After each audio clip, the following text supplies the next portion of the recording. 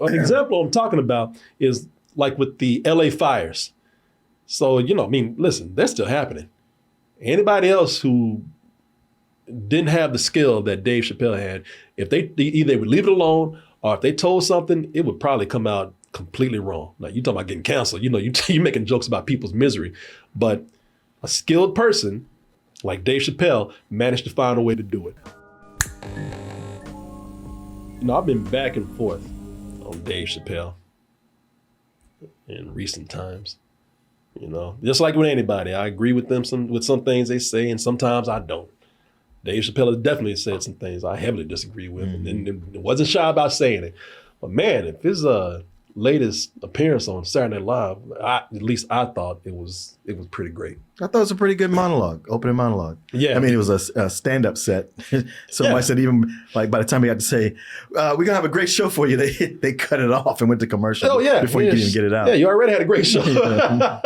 Yeah, did you see this? Yeah, I saw part of it. Man, it was great. I thought it was excellent. And the reason why I thought it was very good is because it showed how, see, this is what I'm talking about.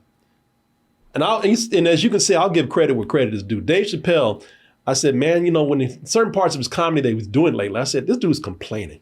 Mm-hmm. And he is too good of a comedian to be complaining. Mm-hmm. Yeah, he stopped telling jokes and he was just preaching.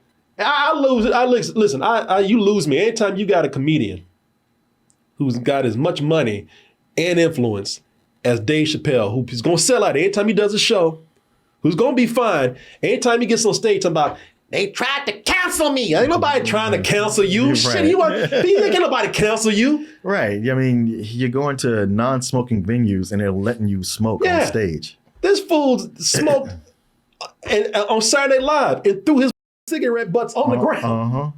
Ain't nobody trying to cancel you, man.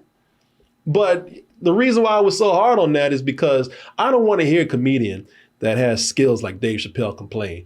I want to hear them tell jokes, and I want to hear them actually tell jokes about things that people think that you can't joke about, because that's the real skill of a comedian. They can find humor in anything and tell a clever joke to where it's insightful, but maybe it's a little edgy, maybe it's pushing it a little bit, but it's not hurting anybody's feelings or, because you know what I'm saying? That's what people are doing today. People are actually looking to troll people. Right. Just for a reaction. Right. A real comedian would be able to take any subject and tell a joke about it and make it accessible to most of the people in the room. Especially it's deaf that start one out that makes you go, oh, and then flip it around like, that was clever. I see what you did there. Yeah.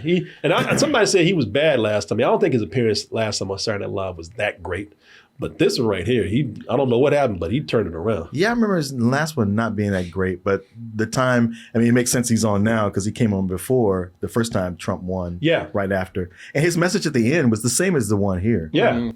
An example I'm talking about is like with the LA fires. So, listen, they're still happening. Anybody else who didn't have the skill that Dave Chappelle had, if they either would leave it alone or if they told something, it would probably come out completely wrong. Now, you talking about getting canceled. You're making jokes about people's misery. But a skilled person like Dave Chappelle managed to find a way to do it. And I watch these fire videos and I read the comment sections and everyone's like, yeah, it serves these celebrities right. I hope their houses burn down. That's why I hate poor people. You see? Yeah, he caught me with that one. Yeah, same with me too. He's able to make a point. He's able to make a statement about the fires and show that he actually feels something about it. Mm-hmm. And then he's able to make a statement, which everybody knows he's not serious with, but he still makes some lighthearted material out of a tragic situation. They can't see past their own pain. You know what? I wish they would cut back and the floor is just a pile of cigarette butts. Well, you see what he did there is that the butt of the joke wasn't the people who are suffering the tragedy. Yeah, exactly. He also talked about the, this is what I liked.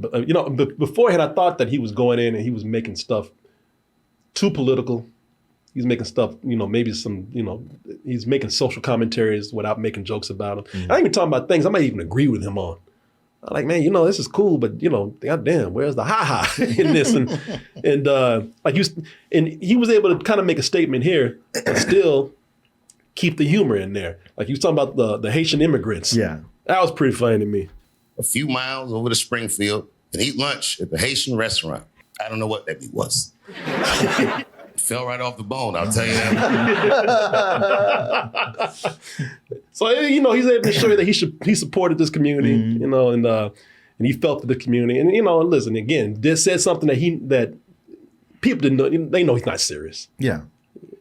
And that thing you said about with him and Trump, which is what I agree with, man. Listen, you got the administration you have right now.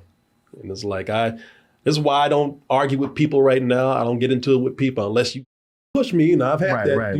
Right. I had that a couple of weeks ago where I left some people alone, and they grabbed me and pulled me to the conversation. Oh boy. I hate when people do that. People will really get on and hunt you down. Yeah, and I had to tell them, I'm trying to be understanding, but y'all ain't listening to what I'm saying. Y'all just want to talk down to me. I don't want to be in this goddamn conversation. But then we got into a little argument, and I stopped. I was like, listen, and, we said what pretty much Dave Chappelle said. It's like, man, listen, let's just drop the bullshit. We are we are right now. Let's just try to do better. That's the only message you can take right now until, another, which is very possible. But until then. And while he was there. Oh, and he told his story about Carter, which was cool. Yeah. Former American president walking with little to no security while thousands of Palestinians were cheering him on. It made me feel very proud. See, that's probably somewhere he's not telling a joke, but, at least he's trying to bring people together. It's not divisive like some of his other rants were, which I appreciated this. Man, remember, whether people voted for you or not, they're all counting on you.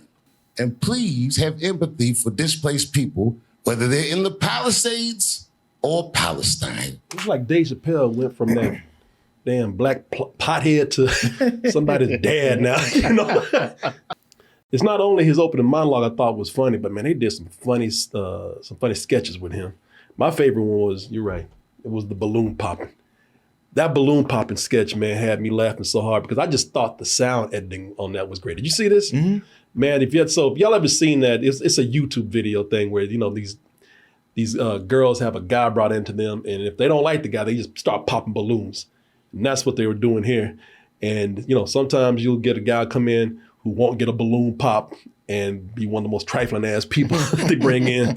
If he's your type, you like what he's working with, don't pop that balloon. My name's Phil, I'm 31.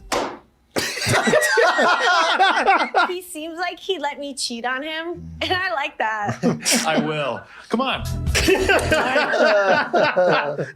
So the nice guy gets popped on. Meanwhile, like I said, the trifling ass guy. I'm looking for a baddie who quiet, thick, and loyal, because I'm not.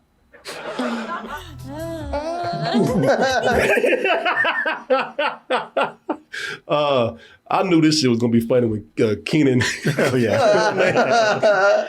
Kenan Thompson, when he came in, man, already dressed crazy and shit. Yeah, he's got kind of that Fruit of Islam thing going on. Yeah, it looks like Dr. Umar. Hello, beautifuls.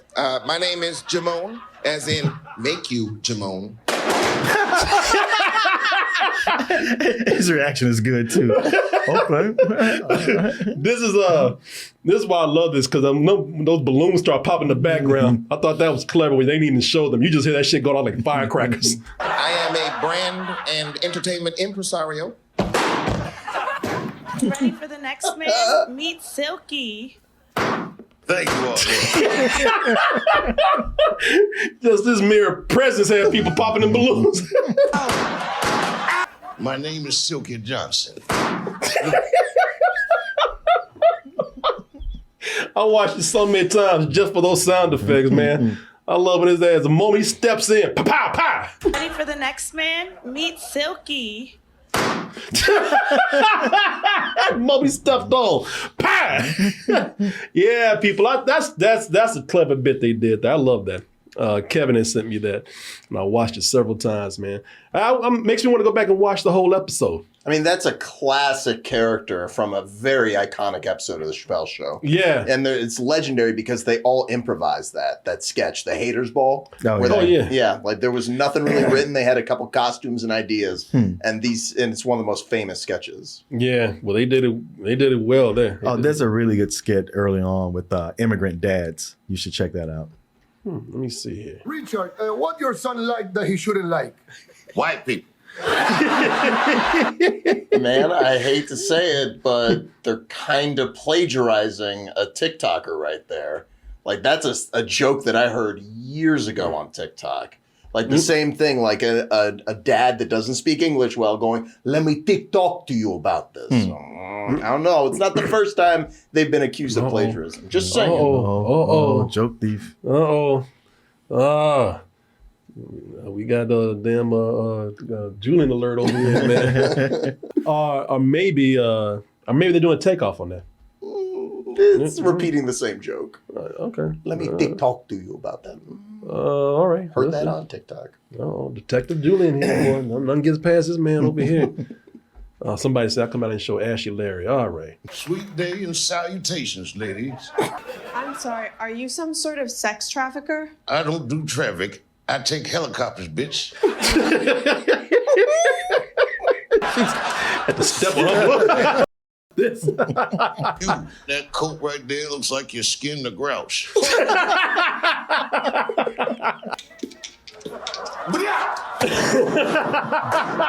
wrap this up before I pass away. I can't believe all y'all bitches popped the balloon. Damn, I forgot how ashy Larry was.